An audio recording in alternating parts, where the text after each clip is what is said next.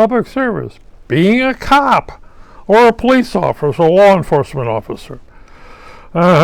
Every day you put on a badge. And usually put on your bulletproof vest before you walk out the door. And you hopefully that you can come home tonight and take off that vest and put the gun to the side. That you don't have to pull that gun to defend yourself. Because that's what police are trained to do, pull a gun to defend themselves. And they're there to defend the public. Oh no, what's a cop? Nah, you're there to defend the public works, the city officials, other city personnel. You know, why do you see two police vans when there's a fire? Yeah. Police show up when during a fire, wanted to keep the public from stealing stuff. Yeah, they will steal stuff and keep them out of the keep them making sure they don't go into a building after it burned, because many I'm a resident of this building. Prove you're a resident of this building. You can't go into the building. Fire hazard. Definitely a fire hazard, especially weakened floors or stairs. But again, I have seen, being that I work in public service, emergency personnel. I had a guy standing next to me. I said, "You know, you can't be here. That's mine over there. That jewelry hanging out of there? Yep. Oh, I need to go get it. Sorry, you can't do it." Well, it's mine. Well, maybe yours, but you still can't walk into a fire scene. This is a crime scene. There was a fire in here. But it's mine. Well, it might be yours. There's nothing I can do about it. And if you try to go through that window, I'm going to call for help. You're mean.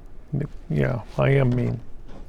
And the guy tried to go through the window, and I called for help. Can I have help over here, please? You're going to a crime scene, a fire scene. And, well, I don't like you, you know. Yes, you have to keep the public out of it's a crime scene. A fire is a crime scene. Just like a killing is a crime scene, or a traffic accident is a crime scene. You put it down as crime scene, even though it's not, you know, it's a traffic accident. But police have a lot of guts out there, especially if you live in something like Chicago, New York, or Los Angeles. You're a target. Every time you get into your squad car, or walk the street, or on a bicycle, you become a target. There are people out here that will shoot at you. And I don't mean just a firearm bullet. They will throw things at you. Use a slingshot. These kids have paintball guns. What's a paintball gun? Used to be a paintball gun. Bullet ball would splatter on you. Not anymore. They freeze them. Now you got a solid projection being that thing. People have been hurt and damaged.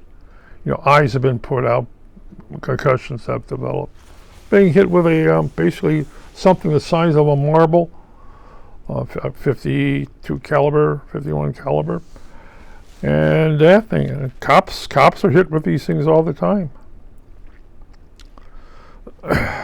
Oh yeah, it's a big thing.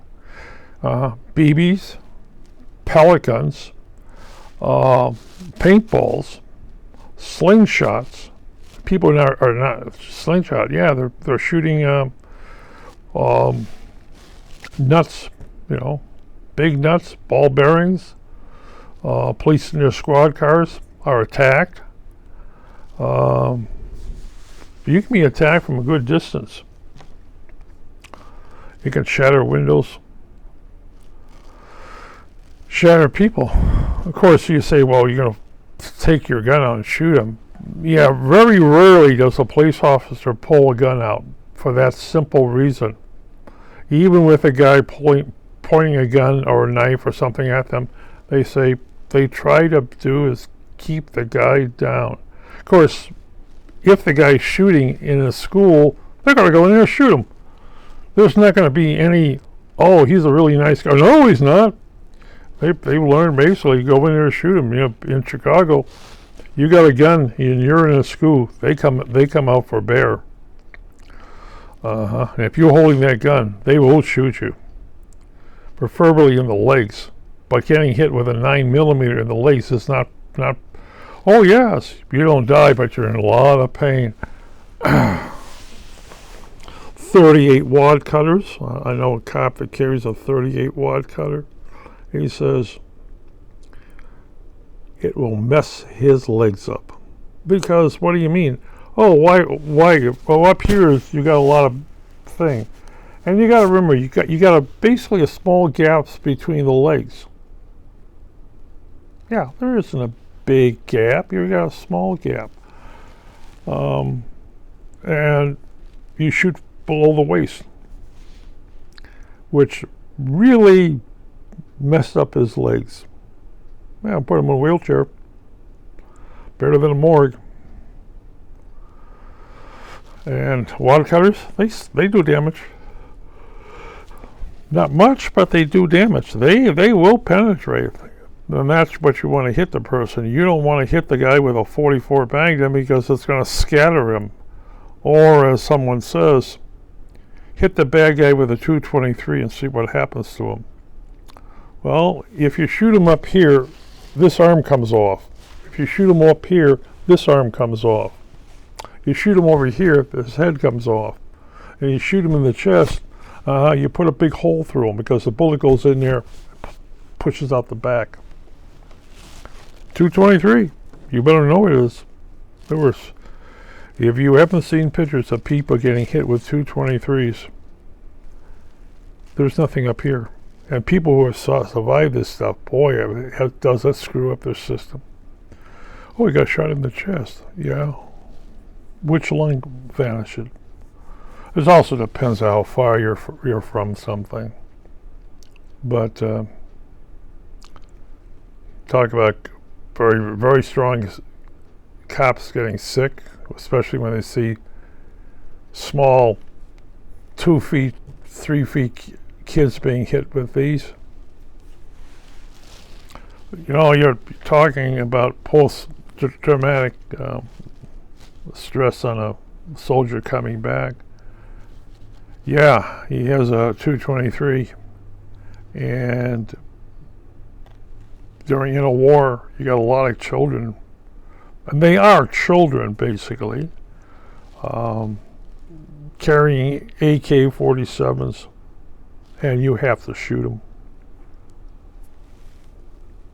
And there's nothing you can do about it. Anybody with a rifle, you shoot. That's it. Anybody with a rifle, you shoot.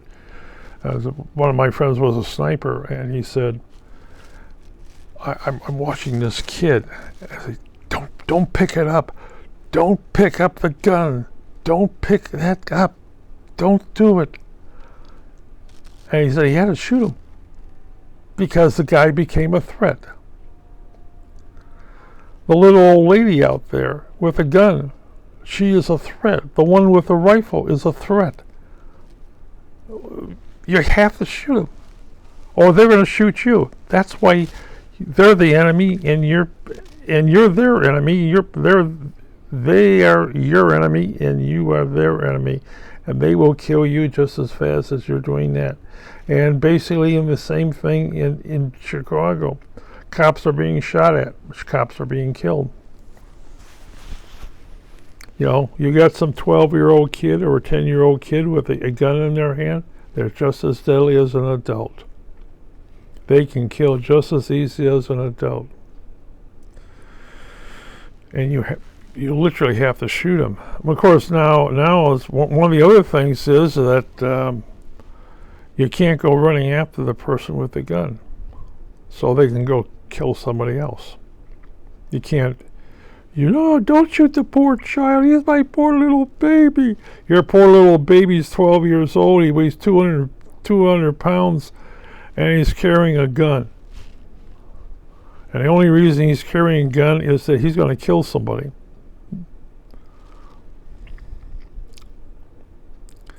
And a lot of street gang members come out with some pretty heavy firepower. It is not unusual to some guy coming out with a small, whatever, 30-round clip and unload it into a car to kill the person inside the car.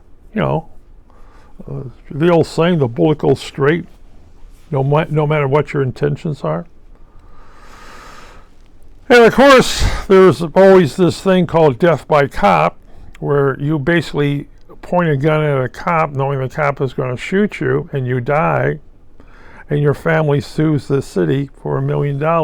And you did, gee, mommy, I'm going to get you a lot of money.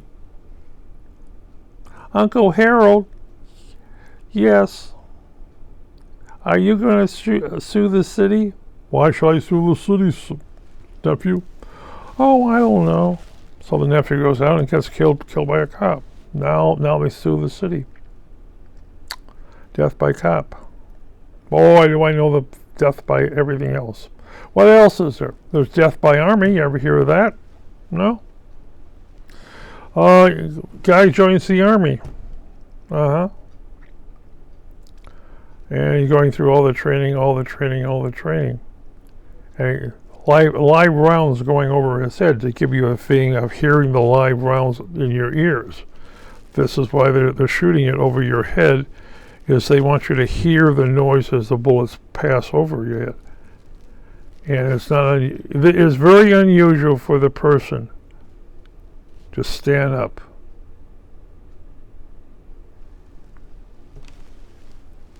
Death by army. Or it was once hand grenade practice.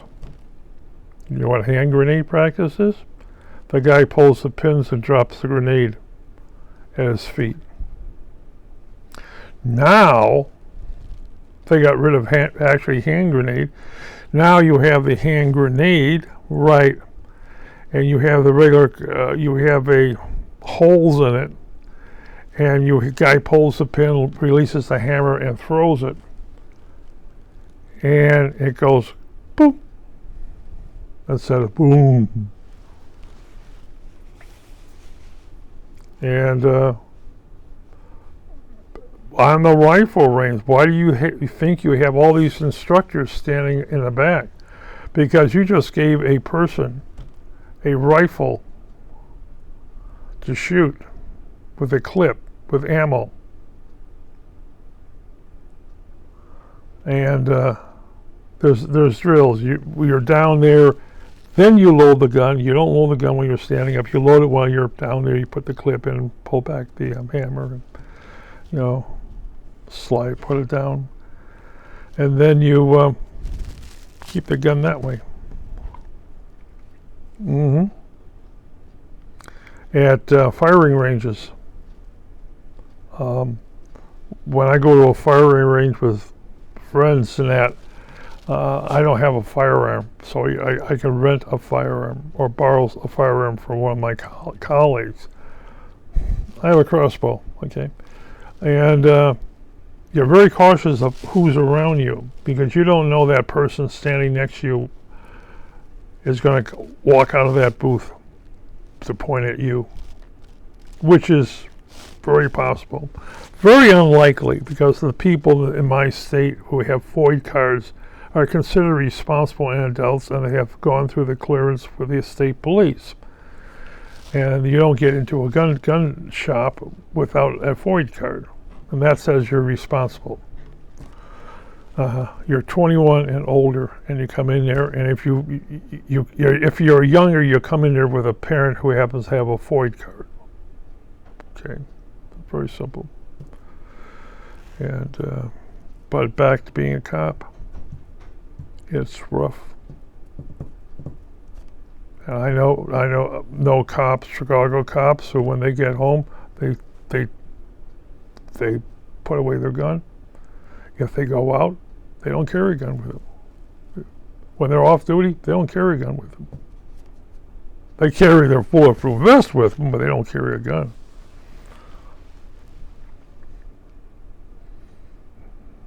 You know the old saying these days, if you're going to rob a store, you're going to be photographed.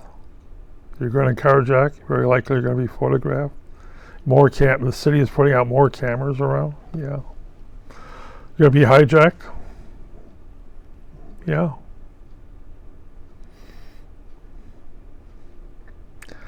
But you'll say, well, one thing I know about Chicago cops, if they can find a position in the suburbs to be a cop in the suburbs, they will jump at it. Even with a pay cut, they will jump at it because they're quitting in Chicago. It's too dangerous to be a cop.